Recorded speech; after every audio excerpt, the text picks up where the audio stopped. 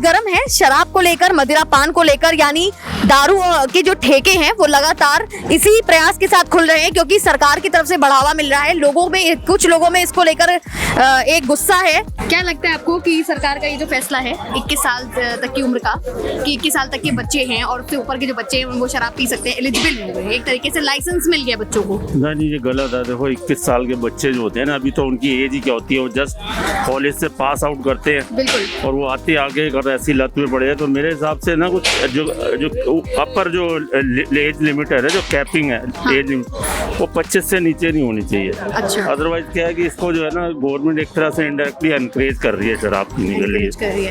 मैं ये बताना चाहूँगा, हमारे दिल्ली के सीएम साहब पढ़े लिखे हैं और IRS इंडियन रिन्यू सर्विस से निकले हुए अफसर हैं और दिल्ली के अंदर जिस महात्मा गांधी की पूजा गुजरात में होती है, पूरे हिंदुस्तान में होती है, और उन्होंने महात्मा गांधी जी का नाम लेकर, अन्ना हजारे जी का साथ लेकर जंतर मंतर पे धरना देके, रामलीला मैदान में धरना देके दिल्ली को एक नया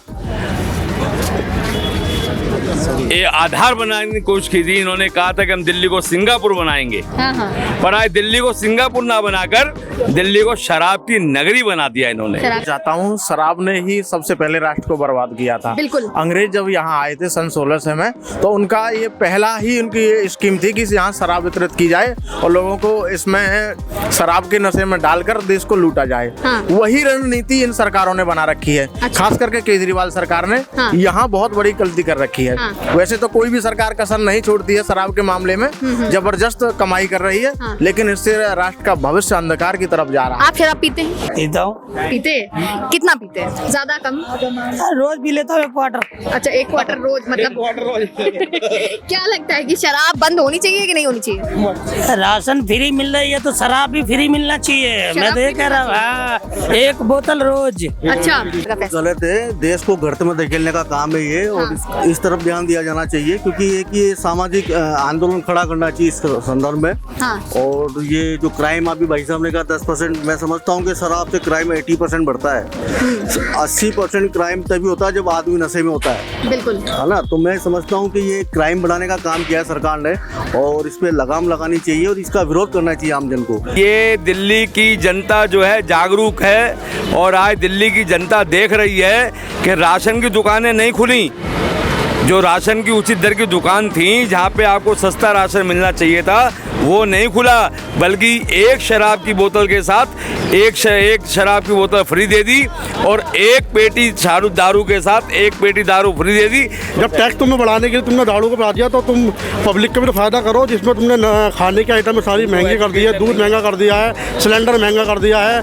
और केजरीवाल जी ने आके बोला था जब CM बनने से पहले कि हम दिल्ली में बिल्कुल दारू के ठेके बंद कर दिए जाएंगे, लेकिन पहले साल में इन्होंने 109 ठेके नए खोल दिए थे। खाली दिल्ली में थोड़ी ना खुले हैं ठेके वगैरह, लेकिन सबसे पहले पंजाब ले लीजिए, उत्तर प्रदेश ले लीजिए। पंजाब तो ऑलरेडी नशा मुक्त करने का कह रही है, दिल्ली सरकार कह रही है कि अगर हम पंजाब में चले गए तो नशा मुक्त कर देंगे। ठीक है, यहाँ से ज्यादा क्राइम उधर है। अगर यहाँ पे खुल गए कुछ तो ये ज्यादा बहुत बड़ा काम नहीं हुआ है। अच्छा। यूपी में यहाँ से ज्यादा है, हरियाणा में यहाँ से ज्यादा है। पहले और राज्यों को देखो, फिर उसके बाद में दिल्ली को बोलो। तो मतलब आपको लगता है कि दिल्ली सरकार जो करी बिल्कुल सही कर रही है? बिल्कुल बिल्कुल।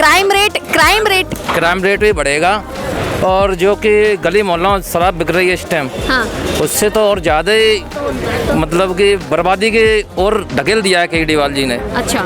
जो शराब की कंपनियां वो तो लुभावने ऑफर्स लेकर आ रही है, एक के साथ एक फ्री वाला, क्या लगता है? और शराब के दाम भी कम हो रहे हैं। ये MCD के चुनाव है ना, इसलिए एक के साथ एक फ्री चल रहा है। अच्छा। जिस दिन MCD के चुनाव खत्म हो जाएंगे उस दिन सब कुछ खत्म। अच्छा। हाँ, आपको लगता है कि खत्म हो जाएगा दाम? बिल्कुल। अच्छा। केजरीवाल जी रोडों पर क्यों नहीं ध्यान देते? एक बात कहने की है, रोडों पर इन्हें महिलाओं के लिए सीट फ्री कर दी है, क्यों? ऐसा क्यों? चुनाव के चलते। तो ये सब राजनीति है? ये सब राजनीति का खेल खेल रहे हैं। केजरीवाल अब पंजाब में बेवकूफ बनाने के लिए पहुंच गए। आपको लगता है क्राइम रेट अगर बढ़ा है तो सिर्फ और सिर्फ इसके पीछे शराब जिम्मेदार है? नहीं, not only the liquor is not the cause of the crime, increase the crime. तो उसका कारण नहीं, वो एक माइंड सेट होता है इंसान का। जी। क्राइम रेट की मैं बताऊँ, आप किसी भी ठेके पे चले जाओ, जैसे कि ये CP छोड़ के कहीं भी अलग, वहाँ पर लाइन में लगने के बाद ना ऐसा होता है कि कई बंदों के जेब कट जाते हैं। तो क्राइम रेट तो इतना हाई हो चुका है कि जिसका कोई वर्णन ही नहीं है। उसके बारे में हम बात, क्या इसके लिए शराब जिम्मेदार नहीं है? शराब नहीं मैडम, ये केजरीवाल जिम्मेदार है। हाँ बिल्कुल। कैसे लगता है क्योंकि लोग जो है वो शराब पीते हैं, ड्रिंक करते हैं, ड्रिंक करने से वो नशे में जाते हैं और लड़ाई झगड़ा करते हैं जिसे फेस करते हैं और फिर वो क्राइम की तरफ। वैसे नहीं करते, जो शराब नहीं पीते वो भी कर रहे हैं। ऐसे ऐसे गैंगस्टर हैं जो शराब पीते ही नहीं है, सिर्फ बस ये है कि शौक है बस। तो ये डिपेंड करता है आपके हिसाब से माइंडसेट पे, ना कि शराब पे। हाँ, ये माइंडसेट पे डिपेंड करता लेकिन कहते हैं ना शराब पीने के बाद इंसान का दिमाग जो है अपने उसमें नहीं रहता है, अपने होश में नहीं रहता, तो फिर वो उन सब वारदातों को अंजाम देता है। रेप है, मर्डर है, चोरी डकैती है। देखो अगर इसको अगर एज ए मेडिसिन पीता है, एज ए टॉनिक पीता है, फिर तो देखो ऐसा कि माइंड ठीक रहता है। हाँ। अगर आउट ऑफ द लिमिट, वो कहते हैं ना excess of everything is bad. अगर हर चीज़ की अति होगी तो बुरा होगा। और उसको as a medicine, as a enjoyment के लिए पीता है, ठीक है। लेकिन अगर वो ज़्यादा पी जाएगा आउट ऑफ द लिमिट तो नेचुरली बात है उसका असर माइंड पर तो होगा ना। बढ़ रहा है। एक शराब कितनों का फायदा करती है? सबसे पहला फायदा होता है शराब के दुकानदार पर शराब लेने के बाद गवर्नमेंट को टैक्स मिलता है।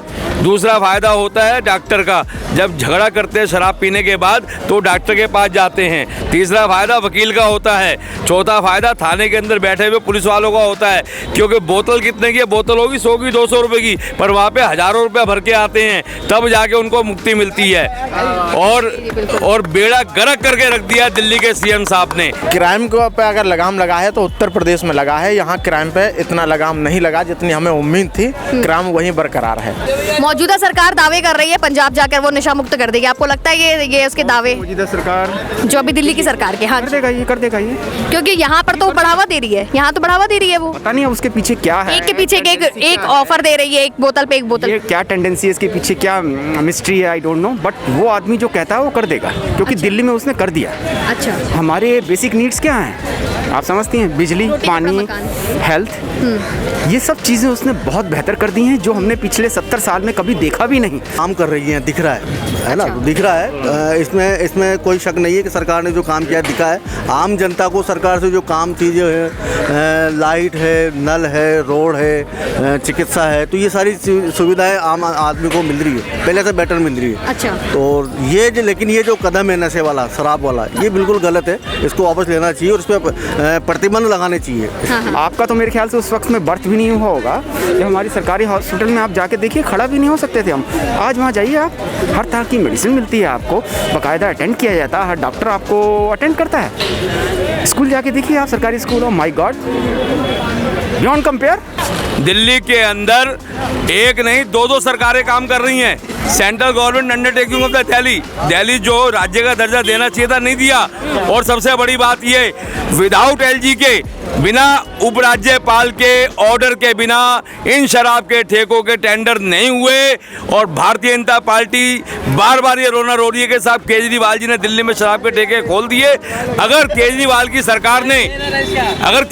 सरकार ने फाइलें कंसीडर की कि साहब दिल्ली में टेंडर होना चाहिए, तो उन टेंडरों को पास करने वाला लेफ्टिनेंट गवर्नर अनिल बैजल जी हैं, और जो सेंट्रल गवर्नमेंट की ओर से नुमाइंदे हैं दिल्ली के अंदर शराब फैलाने में भाजपा और केजरीवाल की सरकार दोनों शामिल है। मैम, लेकिन सबसे ज्यादा तो उसको रेवेन्यू यहीं से मिल रहा है, तो एक तरीके से अगर देखा जाए तो देश की जीडीपी भी तो इसी से बढ़ेगी।